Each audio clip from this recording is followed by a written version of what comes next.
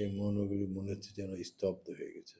ভোরবেলায় খবর পাওয়ার পর আমি সকালে বিভিন্ন কাজে বের হই, গিয়ে দেখি গোটা শহর মনে হচ্ছে মৃত হয়ে গেছে, সবার চোখে অশ্রু। বিভিন্ন মোড়ে মোড়ে আজকে তার জন্য দোয়া হচ্ছে, কোরআন তেলাওয়াত হচ্ছে, আর দলীয় এবং সকল জায়গাতেই কালো পতাকা, জাতীয় পতাকা উত্তোলন হয়েছে।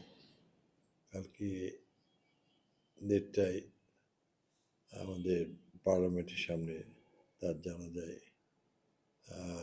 কোটি কোটি লোক অংশগ্রহণ করবে এবং শহীদ জিয়ার পাশেই তার দাফন কাজ সম্পন্ন হবে। জিয়া দেশের একটা সম্পদ। খালেদা জিয়া দেশে না থাকলে দেশে গণতন্ত্রই থাকবে না।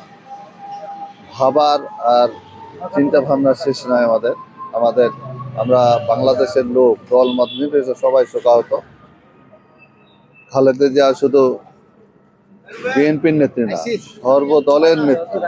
ছাত্রদের নিয়ে কোরআন শরীফ খতমের ব্যবস্থা করেছেন। এই কোরআন শরীফ খতম ইতিমধ্যেই আমাদের এখানে দেওয়া হয়েছে এবং আমরা দেশবাসীর কাছে সকলের দোয়া প্রার্থনা করছি, আল্লাহ যেন তাকে জান্নাতের মেহমান হিসাবে কবুল করেন।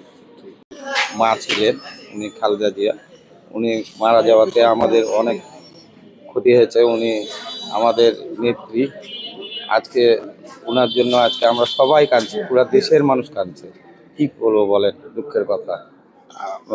আমার ভাই উনি লিডার, উনি অ্যাডভোকেট সুবলক মিলন ভাই, রাজশাহী 3 মোহনপুরে ক্যান্ডিডেট। ওনার তো দিকে তাকানো যাচ্ছে না, এমন অবস্থা সকাল থেকে। আমরাও খুব শোকত ভাই, খুবই কষ্ট পেয়েছি। আর এখন আমরা কি করব আমরা জানি না। আমাদের মা নাই, আমাদের আসলে কিছু নাই। মা ছাড়া আমাদের কোনো ইয়েই নাই। আমরা ছেলে আজকে মানে কি বলবো, মা হারা হয়ে গেলাম আমরা সবাই।